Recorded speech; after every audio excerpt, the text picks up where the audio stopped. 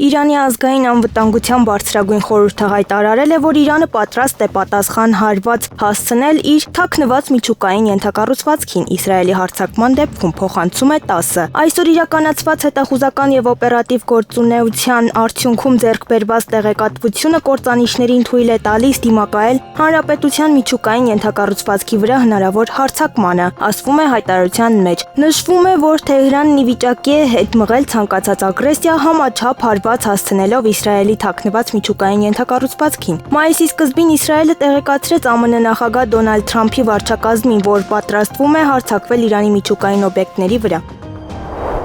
Կիևը հունիսի 10-ի գիշերը ենթարկվել է ռուսական անօդաչու թռչող սարքերի զանգվածային հարձակման, այս մասին գրել է Ուկրաինայի մայրաքաղաքի քաղաքապետ Վիտալի Կլիչկոն իր Telegram ալիքում։ Նրա խոսքով գործողության ընթացքում Ռուսաստանի Դաշնության զինված ուժերը տասնյակ անօդաչու թռչող սարքեր են օգտագործել։ Հարվածների թիրախ են դարձել քաղաքի 7 շրջանների օբյեկտները՝ Դնեպրովսկի, Դարնիցկի, Դեսնյանսկի, Օբոլոնսկի, Պոդոլսկի, Սոլոմենսկի եւ Շևչենսկովի։ Մեծ թվով անօդաչու թռչող սարքեր շարունակում են մուտք գործել մայրաքաղաք, ընդգծել է Կլիչկոն։ Նա հավելել է, որ հարձակումների պատճառով հրադադարներ են բռնկվել Կիևի որոշ թաղամասերում, այս ֆոնին քաղաքում մոբիլիզացվել են արտակարգ իրավիճակների բոլոր ծառայությունների աշխատակիցները։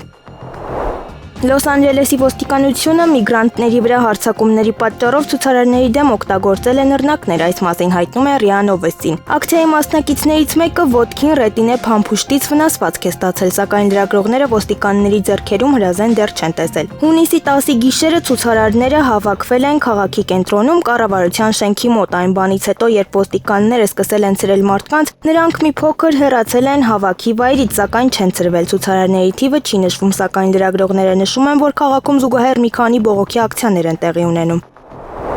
Կալիֆոռնիայի նահանգը եւ նահանգապետ Կևին Նյուսոմը հայց են ներկայացրել ԱՄՆ նախագահ Դոնալդ Թրամփի դեմ նահանգում ազգային գվարդիայի զորքեր տեղակայելու համար, հայտնում է RBC-ն։ Հայցում ասվում է, որ Թրամփը հրամայել է ազգային գվարդիային տեղակայվել, չնայած այն ղեկավարող նահանգապետ Նյուսոմի որոշմանը եւ բողոքի ցույցերն օգտագործել է Կալիֆոռնիայի նահանգի ինքնիշխանությունը խախտելու համար։ Դատավարության մեջ բացի Թրամփից մեղադրյալներ են Պենտագոնը եւ ԱՄՆ պաշտպանության նախարար Փիթ Հեքսեթը։ Թրամփը բազմիցս օգտագործել է արտակարգ իրավիճակների լիազորությունները գերազանցելու օրինական գործադիր իշխանության սահմանները։ Հունիսի 7-ին նա օգտագործեց բողոքի ակցիան, որը վերահսկվում էր տեղական իշխանությունների կողմից, իրականացնելու հերթական աննախադեպ իշխանությունը, այս անգամ Կալիֆոռնիա նահանգի ինքնիշխանության գնով, ասվում է փաստաթղթում։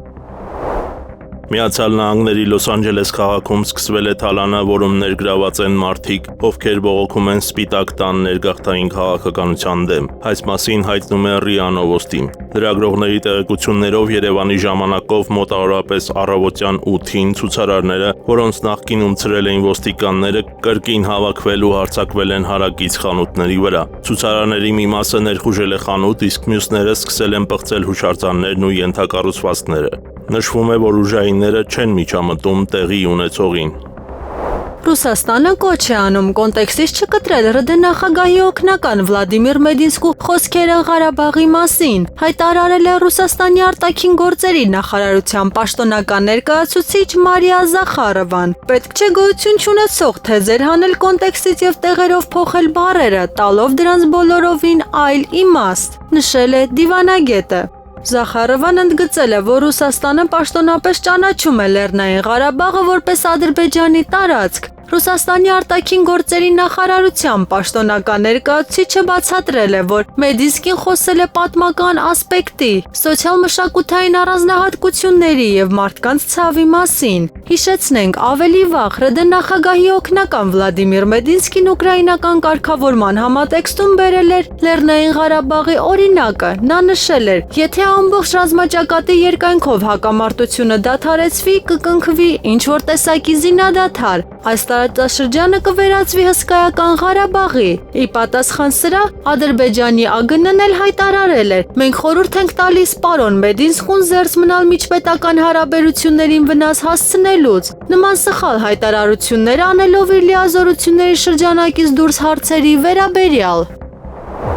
Քեսնա 414 թեթև ինքնաթիռը վթարի է ենթարկվել Կալիֆոռնիայի Սան Դիեգո քաղաքի մոտակայքում։ Հաղորդում է Reuters-ը հղում անելով ԱՄՆ ափային պահպանության մամուլի ծառայությանը հարավ-արևմտյան Խաղաղօվկիանոսյան տարածաշրջանում։ Գերատեսչության տվյալներով ինքնաթիռում եղել է 6 մարդ։ Հայտնի է, որ երկշարժիչ Քեսնա 414-ը վթարի է ենթարկվել Պոինթ Լոմա տարածքից մոտավորապես 3 մղոն դեպի արևմուտք, որոնողական գործողություններին մասնակցում են ափային պահպանության մաքսային եւ սահմանային պաշտպանության, ինչպես նաեւ Սան Դիեգոյի ոստիկանության եւ փրկարարական անձնակազմը։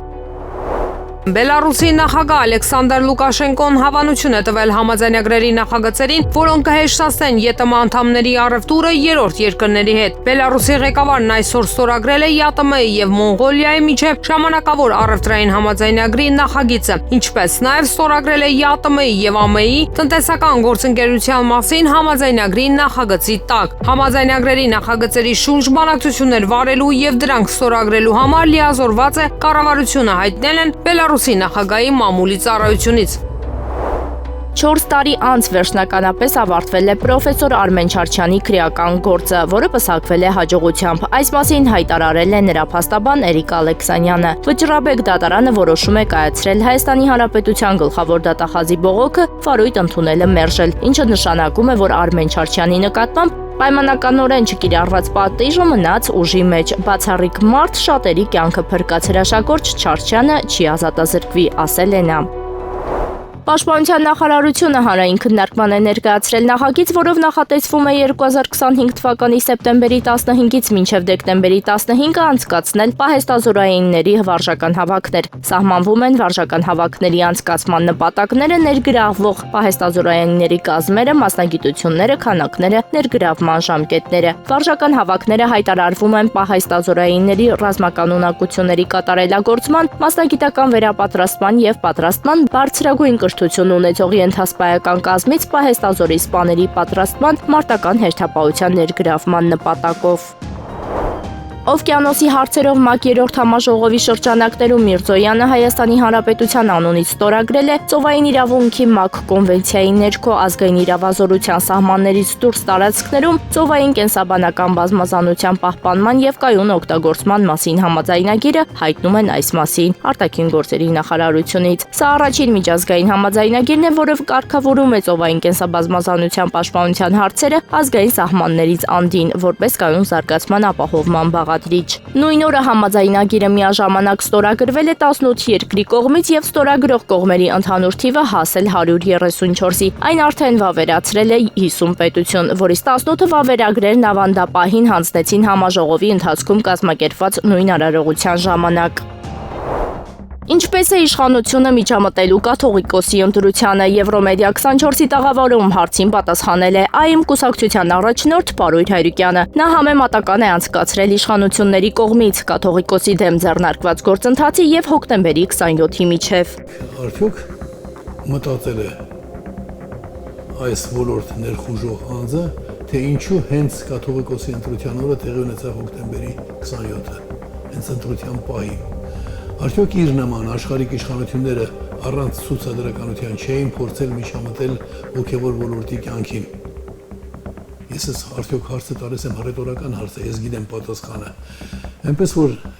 կնախընտրեի, որ այդ թեմայով մենք չխոսեինք, Նիկոլ այն մարդը չէ, որ որևէ հաստատության կամ որևէ անհատի բարոյական կերպարի մասին խոսի։ Այստեղ խոսքը այնքան բարոյական կերպարի մասին չէ, ինքը բացահայտում է այդ ոլորտում առկա ինչ-որ թերացումներ եւ այլն։ Հայաստանի Հանրապետության հակակոռուպցիոն կոմիտեի նախագահ Արթուր Նահապետյանը կոմիտեի հանրային ծառայության շահերի դեմ ուղղված կոռուպցիոն բնույթի հանցագործությունների քննության վարչության հատկապես կարևոր գործերով քննիչ արդարադատության երկրորդ դասի խորհրդական Ռաֆայել Ամիրխանյանի հունիսի 5-ի դիմումի հիման վրա վերջինիս զբաղեցրած պաշտոնից ազատման հրաման է ստորագրել։